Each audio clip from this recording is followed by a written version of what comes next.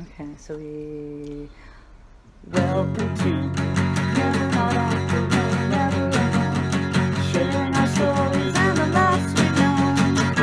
From an awkward soul to another, we connect. It's a podcast about life's missteps we'll never forget. It's a podcast about life's missteps we'll never forget. Never not off the road, not alone. Sharing our stories and the laughs we've known. From one awkward soul to another, we connect. It's a podcast about life's missteps we'll never forget. We'll never forget. Oh, we'll never forget. We'll never forget. There's more. We're just working on it. So it's Sunday, right? I just dropped off, not just dropped off the dog, but I dropped off the dog on Friday. Stayed at my parents' house Saturday through today. It's, what time is it? 7:14 in the morning time. I'm headed back to North Carolina. Met some great friends. Pete Newman and family, Ashley, Gavin, his son and daughter, or daughter and son, brother Chris, and his wife, whose name I forget, but they were such lovely people, inviting. We had pizza. I love Jersey pizza. Jersey pizza is the bomb. It's hard to find that style of pizza anywhere else in the world, believe it or not. And I don't know if it's the water, I don't know if it's the people, I don't know if it's the company, but the pizza is number one in my book. There's some close matches, out in Portland and some other places, but you can't even find pizza like that in North Carolina. They always find some way to screw it up. You know what I'm talking about, when the pepperoni is like nice and curled and it has that little cup of grease sitting on it. But we had a wonderful time, wonderful chat, hung out for a couple hours, talked. We hadn't seen each other for about 24 years, believe it or not. It's when my youngest kid was born. He came up to the hospital to see us. Met with a close personal friend, Juan Vega. That was a wonderful time. Thank you, Juan, for sitting through my sales pitch. I'm always trying to sell for some odd reason. But we had a great time as well. It's great to have such supportive friends. It's great to have such supportive friends of Tanya's, because you guys are very, very smart. Very, very smart people, and I appreciate being around intelligent people who understand what I'm going through to a certain level, because I will say this, there's loss in everyone's life. If you haven't lost a spouse or girlfriend or boyfriend or whatever, or a child or a twin, I chalk that up in that range, the feeling is completely different. Like, I've lost numerous people in my life, but this was more of a punch to the gut. So I'm going to talk to you about grief today. I got a 7-hour trip. I'll be popping in and out, not popping and locking, popping in and out of a conversation here. But I will say that, you can read a million grief books, and you still won't understand how this works until you go through it. And everyone, for the most part, is going to go through it to some extent. Your body does crazy stuff. Your mind does crazy stuff. And it's going to be all out of order. I feel like I'm in a constant fog right now. Like, I really am walking just as an empty shell. And again, reading all these books, you expect to go through this stuff, these different stages, in order, right? And you don't. You go through a numerous amount of stages, little micro instances of stages, and it's like a revolving wheel sometimes. You know, the self-doubt, the self-blame, the lack of motivation, denial, you know, the anger, you know, the shock. And we're going on our 9th week. It started last Wednesday, and I'm still in like crazy shock. I will say that driving helps out a lot. Transporting dogs does help me, Tanya. The reason why I say I addressed that to Tanya is because, and I'll talk about this a little bit later, but I had somebody with some abilities, some connection to the spiritual realm say a few things to me. I had a couple people, but I'll get to those stories a little bit later. But, you know, she said to me that Tanya wants you to stop transporting dogs. And one of the reasons was I'm pushing myself to the limit. You know, I've been on the road almost every week. Right, I take a week off, but the next Friday I'm driving somewhere. I'm driving to Pittsburgh. I'm driving to New Jersey. I'm driving to Pennsylvania, over in Yardley, and you know, she's afraid I'm wearing myself out, and that's the last thing Tanya ever wanted me to do. She doesn't want to see me get sick, and I guess, you know, I still have work to do on this planet. Anyway, I'll get to more of that story later on in this episode. But it's great to be back. It's great to be in New Jersey. You know, you're always welcome with the New Jersey traffic. And I really do appreciate the North Carolina traffic patterns because they are nothing like New Jersey. They're a lot less crowded. They're a lot less angry. There's a lot less honking. There's a lot less hand gestures. And it's easy to be caught up in it, right? Because I can reflect on the day that I was taking Tanya to the hospital, and this guy in a tractor trailer would not let me in. He actually sped up. The lanes were merging. I didn't realize it. You know, he could say that I had out-of-state tags. He would not let me in. So I had a couple hand gestures waiting for him when I got the chance to freaking pass him. So it's still great to be back in New Jersey. It's nothing like New Jersey. Tanya wanted to move back when she came back here because, you know, again, Tanya had agoraphobia, so she didn't leave the house much. We didn't travel much anymore, and she loved traveling, but the pandemic really hit her hard, and she suffered with getting out of her personal space, and that was a big challenge for her.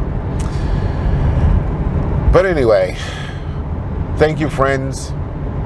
I love you guys for just joining me on this trip through what I call pain and hurt. You know,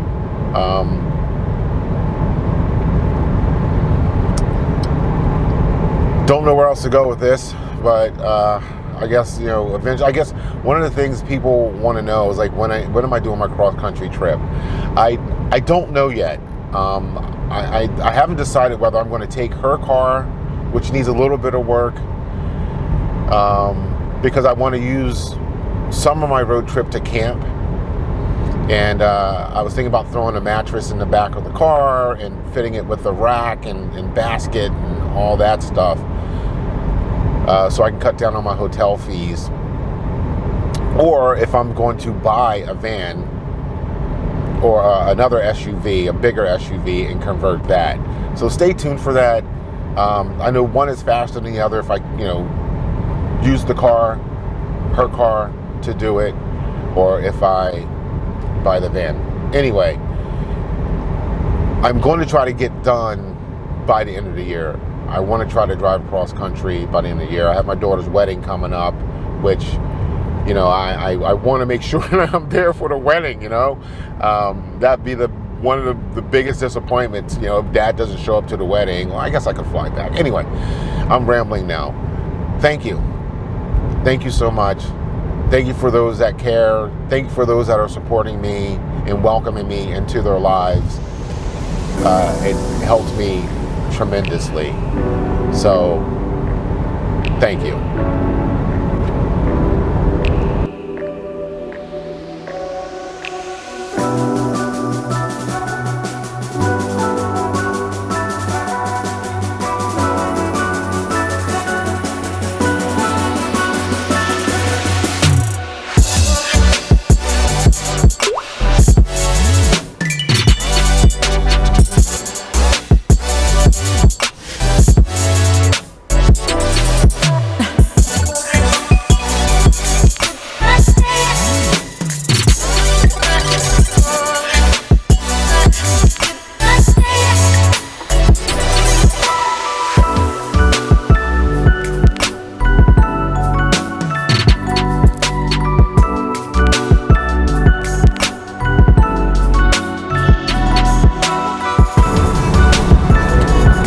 Just left the produce stand in New Jersey, outside of Woodstown. It just brought back a bunch of memories. I had to fight back the tears for a second because Tanya loved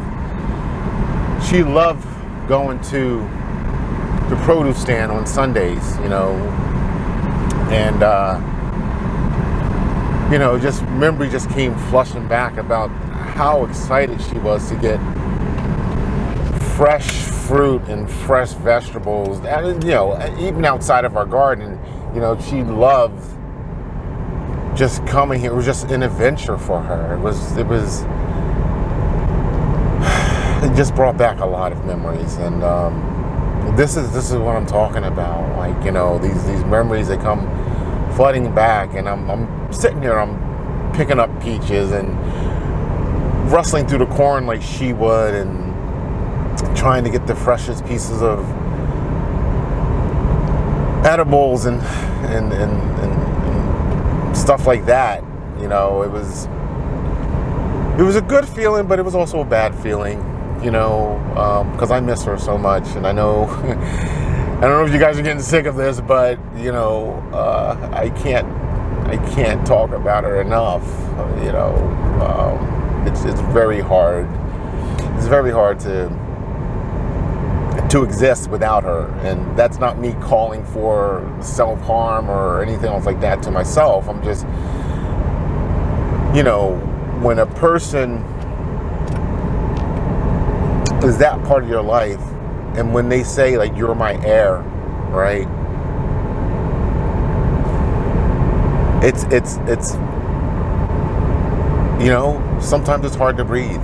It really is. It's hard to catch my breath because she's not here. And that's, you know, part of that grieving process. It's part of that pain, that hurt that you feel.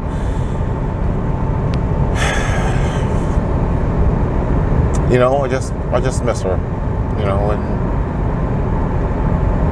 a little bee, actually, as they were bringing me out, was flying around our heads and stuff, and I was just like, I said, that's Tanya's spirit, you know.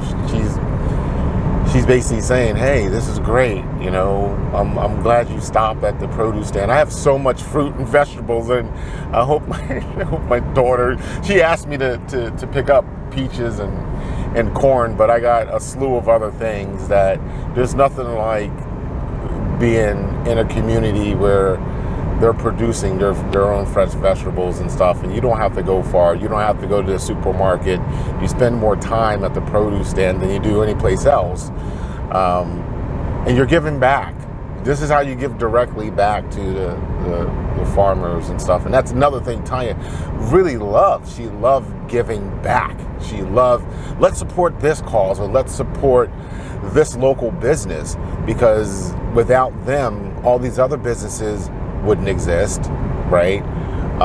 Without them, we wouldn't be as healthy as we are, right? We wouldn't have those fresh micro instances of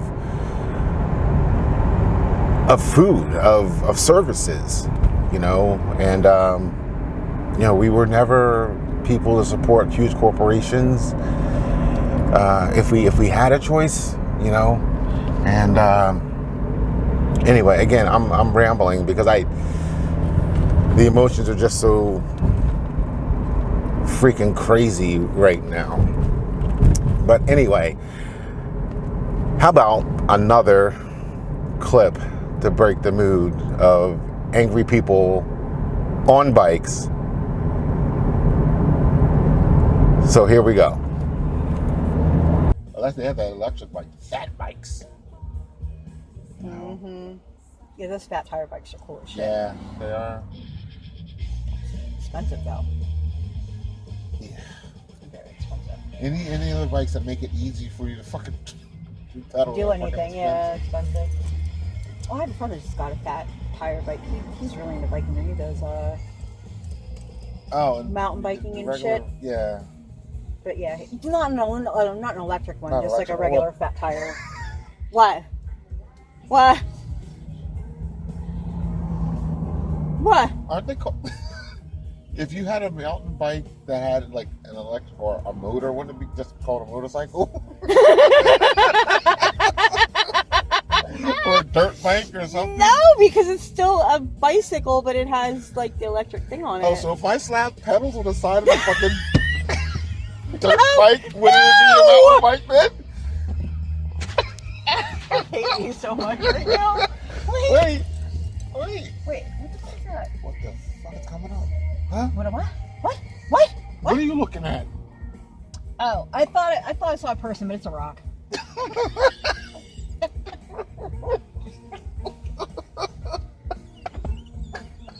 What the shit? Holy fuckballs! In Maryland right now, crossing, I think this is, I don't know what river this is actually, but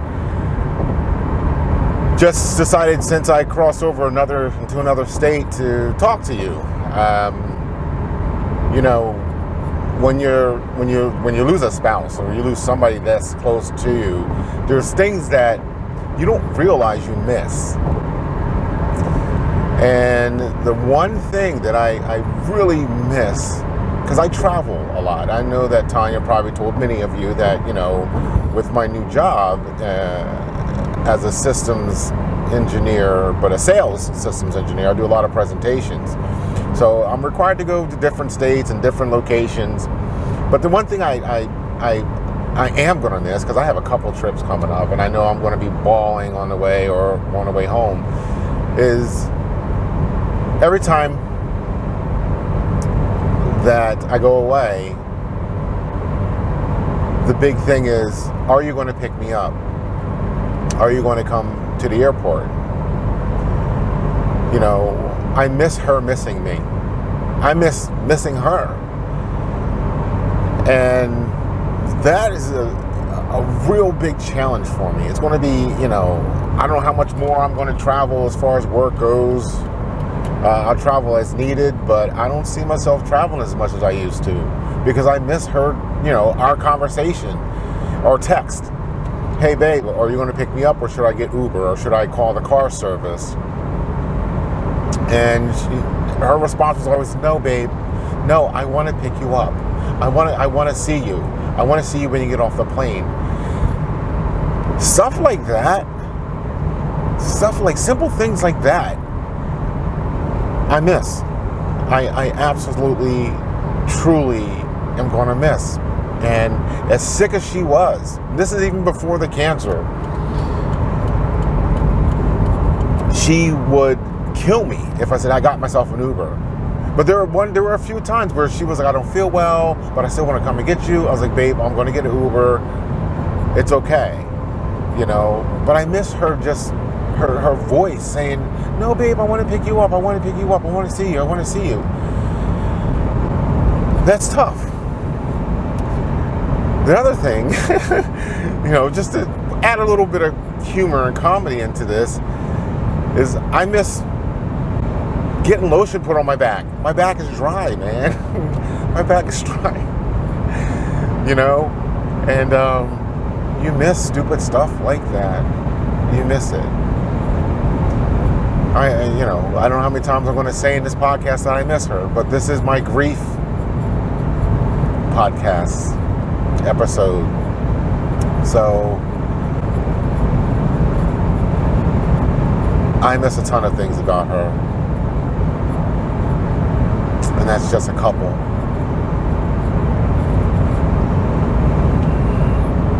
Oh yeah. Oh, this couple look like they're all right. Coming up behind us. Oh. Well, this is the trip down though. They're not at the end. Are they biking? Yeah, they're biking. They're coming up on our left. He's riding nicely beside her. Well, he was. Oh. All calm and shit. I don't know. He has an older looking bike. They might be local. No, but he had the little thing on the front. Oh, it did? The rental thing. Okay. The trip down is usually the safe trip. It's a trip back. Yeah, it's the trip back where you see the angry faces. Yeah, like if they look angry going down this way. Did we ever see an angry people going down ever come back the other direction? No. Like, fuck this. Leave these bikes right the fuck here. They called a fucking Uber. It was like, call the place, come get your bikes. They're at Starbucks. I'm out.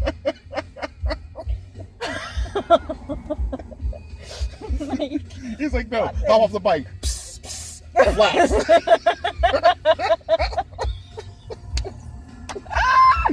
Can I tell you what? I would do some shit like that in a second. I'd be like, oh, let's go down to the beach. Yeah, okay, great. Oh, wait, I forgot something on the bike.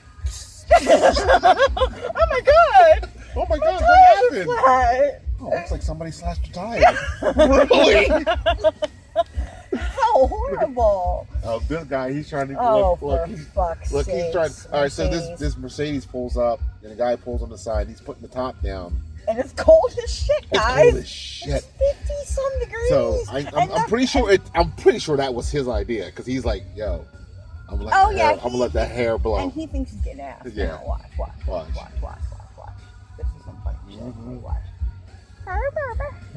Oh man, yeah, it was like our age, like white dude with like young Asian chick in the car. Yeah, he was trying to get some ass. I gotta let that hair blow a little bit.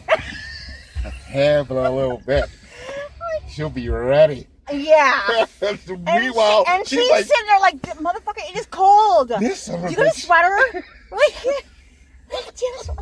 You turn the heat? No, like, dude, for real. You know how I am, like, with being cold, right? Yeah. And, like, most women are cold. Yeah, similar. We're cold, right? A lot, right? Let's be real.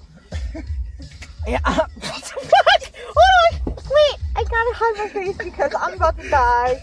I can't. Oh, shit. Holy fuck, what the hell was that? It looked like the flash on a bike. He looked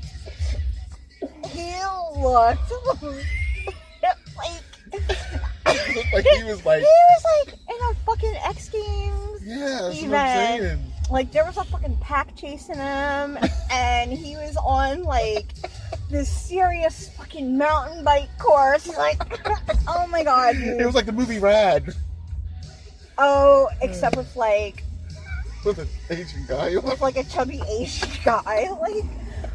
But he was so serious. He was serious. He was so. I heard like a freaking action had, movie soundtrack. Oh my god, Ed Begley Jr. Wow. I'm not even shitting. What? Ed fucking Begley Jr. just rode by. I missed him. No, I'm not fucking shitting you. That was Ed Begley? Ed fucking Begley Jr. just drove by on a fucking bike. Not shitting. You know how I am with faces. Yeah. That was him. Holy shit. And he had like a funky... What I noticed was the bike, because it was like a funky looking bike. I'm like, what kind of fucking bike is that? Ed fucking Begley Jr. just rode by on a bike. Oh my god. Oh my god, that is so fucking rad. Damn. Ah! He was moving. That's cool. Wow. That he was dying. So about to go through the Baltimore Tunnel, and decided to check in with you one more time. Well, multiple times. I got like 5 hours left, so I'm trying to do this in a fashion that's more entertaining than me droning on for like an hour straight. Talk about my run-ins with some mediums and some people who have the gift. And I tell you, I wasn't really a spiritual believer, but you know, in the time where you experience the close death of a loved one, you start getting spiritual pretty quick. You know, I'm not a religious person, okay? So know that. And I'm still trying to understand this journey. But Tanya was very spiritual, wasn't religious. She really didn't really adhere to any specific religion, but she definitely believed that there was energy and a supreme being that governs over things, or beings that govern over things. But she, you know, she didn't, the one thing is she didn't really like to be forced to believe a specific thing or follow a specific thing. And that was kind of like some of her issues with some of the religions out there, you know, especially the neo-Christian, like those type of religions. So, yeah, I went to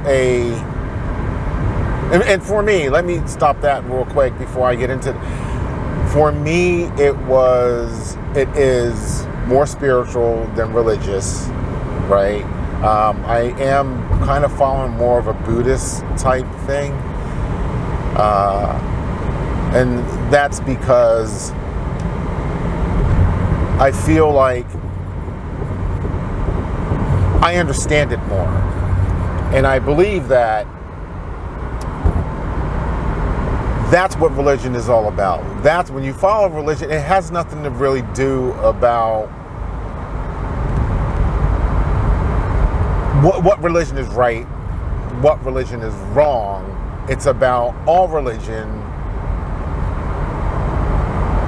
talking to each other and understanding each other, right? That you're all following the same premises, right? You're following a being who really is the same being on some level, right? You're just identifying with it in a different way in your heart and in your mind.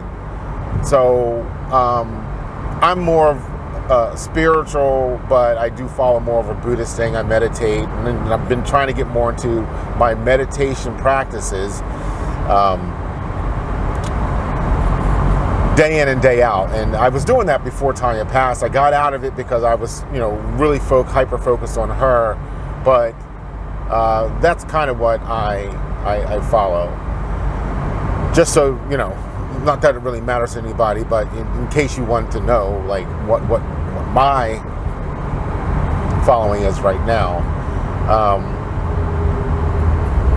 So let me tell you about, I went to this shop. I'm not going to mention the shop. I'm kind of torn because I didn't talk to them about you know, using them in the podcast. I am going to go back and see them. It's a little shop in Lillington, and I was going to do a memorial for Tanya at home, and I was looking for specific items. My daughter was with me, and she basically helped me out. My daughter helped me find somebody, and lo and behold, I find this nice, gentle woman who was very helpful to me. she showed me where candles were. She showed me different sage sticks, different, smudge items, right? Which I picked a seashell, which you really need to know, but I picked a seashell because I thought it represented Tanya so much. So, and then as we are standing there, this woman doesn't know me. I mean, I picked her. It's not like she picked me. She says, I feel an energy around you. And she knew it was my wife. That's the only thing she knew. She knew I was doing a ritual or a memorial for my wife. And she's like, she's here. She's like, I feel love all around you. And I was like, yeah. Skeptical me, right? Like, I'm spiritual. I just said I'm spiritual, but at the same time, I'm still learning, right? And I'm still having trouble with a little bit of faith, and I'm working on that. But she tells you, you have love all around you. And then she's like, she's telling you to slow down. Tanya used to always tell me that. Slow down, Tony. I can see your brain working. Tanya used to tell me things and we used to talk about stuff where she'd say, you know what, this would be cool. And she's like, it doesn't mean for you to do it now, Tony. Don't do it now, because she see the wheels in my head turning. She said, I see it. It's in motion. I can tell in your eyes.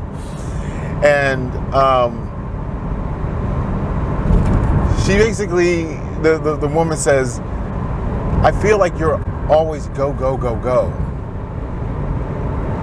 And I was like, yeah, that's kind of me.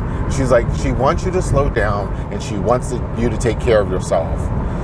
The last 3 months, me and Tanya had some type of life together was her telling me to slow down. That's what she was telling me to do. She was like, slow down, Tony, and take care of yourself. And I burst into tears. Matter of factly, I burst into tears. I started crying right there in the shop, and my therapist had been telling me you need to let it out when it happens, right? And I'm a man. I'm not going to cry in public, but I did. The tears started flowing, and I told her thank you. I said I really, really needed that. And she's like, yeah, you're welcome. Again, this woman does not know me, right? I picked the shop. I picked the person. I could have went to the other person at the register, or I should say my daughter. So my daughter must have been drawn to her to an extent. And I believe my daughter, and all my kids, they have some type of spiritual capabilities, because the force was strong with Tanya. Which leads me to the next story. Close friend, well, she's becoming a close friend. She's a close friend of Tanya's. I'm not going to give you her name because I don't want everybody flooding her email box or her Facebook looking for her. But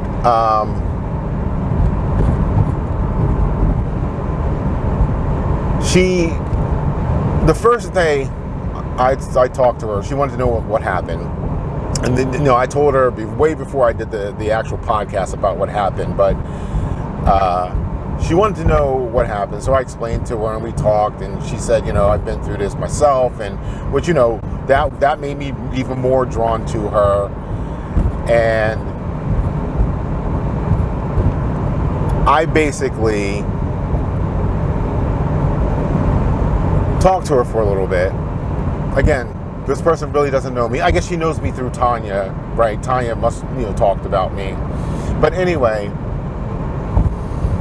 we talked, and a couple days went by, and she's like, I have to tell you something. I have to talk to you. And I'm like, oh yeah, no problem. I'll talk to you, And she says to me, she wants you to take care of yourself. And I'm like, oh my God, again with the take care of yourself stuff. She was like, no, she's telling me to take care of yourself and to slow down. You don't have to do everything all at once. And I took it as me trying to check off a lot of these bucket list things that Tanya wanted to do. You know, I've been running constantly, you know, and I said that earlier in the podcast. I've been running constantly. You know, there's still kayaking, there's still skydiving, which I'm really afraid of. There's a number of things that I want to do that Tanya wanted to do. Driving across country, or making that our life goal, our retirement goal, was to drive back and forth across country and stuff like that, visiting our kids, visiting friends, you know, just on the go, you know, just taking it easy and driving. So she also said,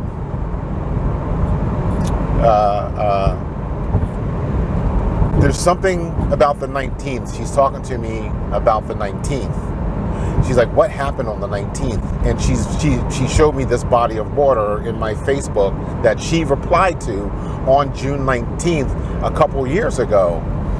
And I'm like, I don't know, man. I have no clue.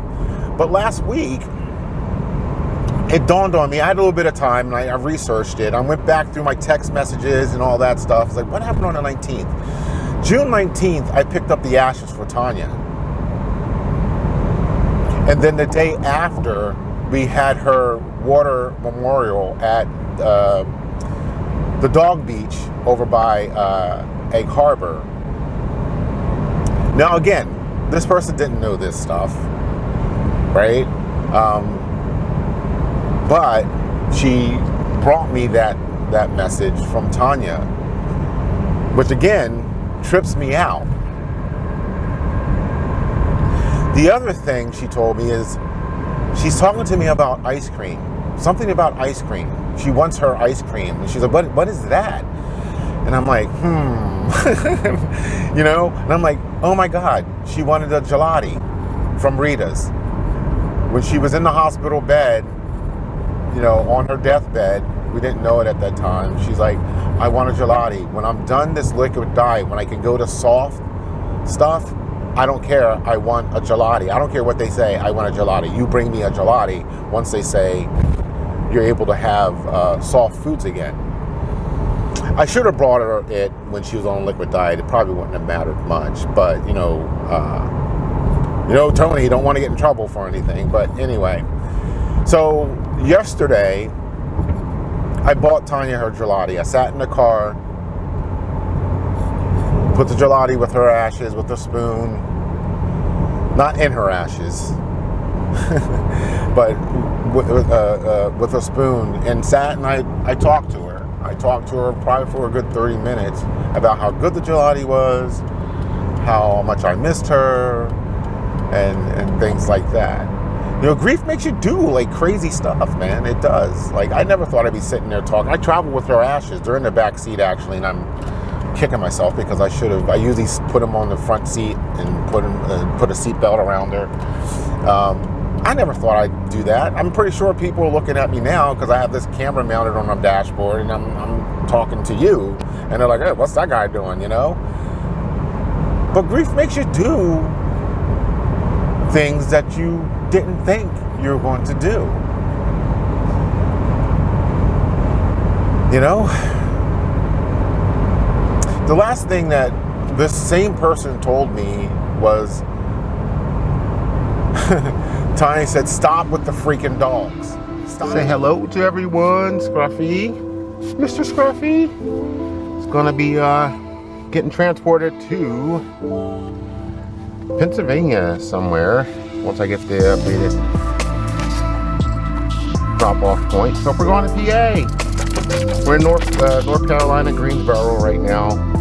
So getting ready to motor. Let's get out of here. Let's get you home. Stop with the fucking dogs. That's my thing. And I was like, really? And she was like, she wants you to stop because you're running ragged. I know I said this at the beginning, but you know, I wanted to make sure I tie that back in. She's like, stop with the freaking dogs. Slow down. You're running yourself into the ground. She doesn't want to see me get sick. But I can tell you again, everyone in the universe, family who's passed, Tanya, you know, it makes me feel connected. I might not be doing it specifically for the dogs. I love dogs. I didn't at first. I wasn't the best man's best friend.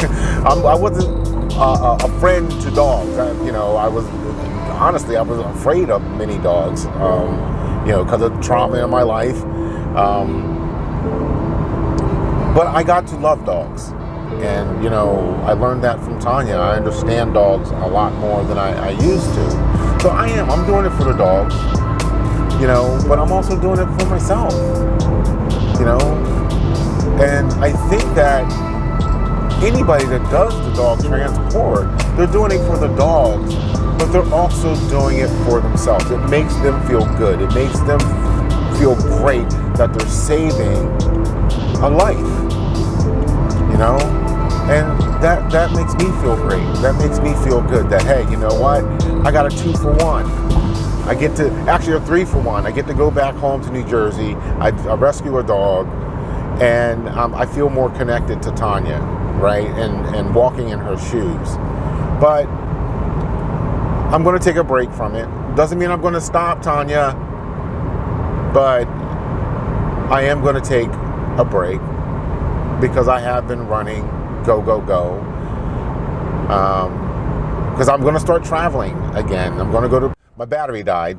So the last thing that I was closing out on was I'm going to be in Portland. I'm going to be traveling a lot more.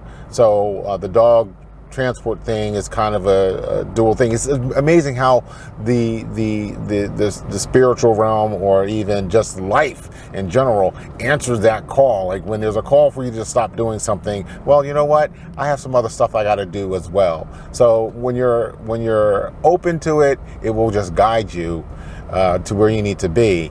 But I will be in Portland next week from the 18th to the 21st. Then I go to Reston, Virginia. I'm only there for a day, like a day and a half, because I have a big presentation to do there. But you're welcome to say, hey, Tony, let's meet up. I usually get hotel rooms, or I usually stay at hotels like Spring Hill Suites. So we have a meeting area and can have drinks and snacks and all that stuff. So if you ever want to pop in on me, say what's up, that's cool. Other place I'm going after Virginia is Las Vegas. I'll be in Las Vegas from the 28th to the 31st. I'm doing a sales kickoff event for the company. And then from the 31st, I'm flying into San Jose, California. And I'll be there from the 31st through the 6th. That's right, I'll be there through Labor Day. So I'm open on a weekend. If anybody wants to meet up, have coffee, drinks, snacks, as always, or dinner, lunch, or whatever. So feel free to reach out and say, hey, yeah, let's meet up. I am carrying flower bombs with me. So I do carry these things with me. I have the instant ones, which it's in that little not paper mache, but it's in the dissolvable paper pack, and it's biodegradable. You toss them, pour water on them, and you just bomb the area. There's usually a little sprinkle of Tanya's ashes in there, just so she can help those flowers grow, and she can be part of this world and the universe, even in death. But I also have the paper mache flower bombs, and I'm actually upgrading them to actually just be sphere shaped with the flower stuff mixed in, and it's just clay earth. So I think it'll get a better impact when we plant them wherever. And that's going to take a little bit longer to grow, but it's a good thing, right? It's a good thing.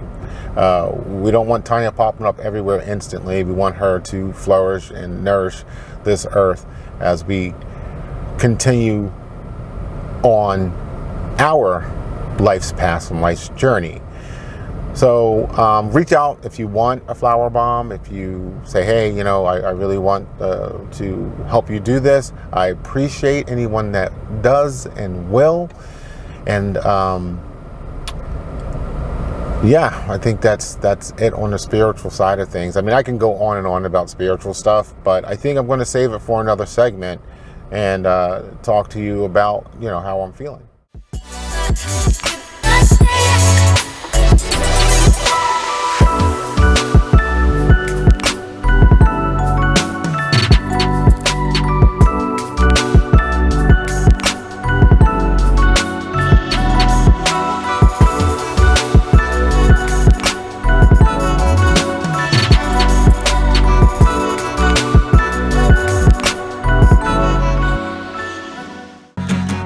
more. We're just working on it.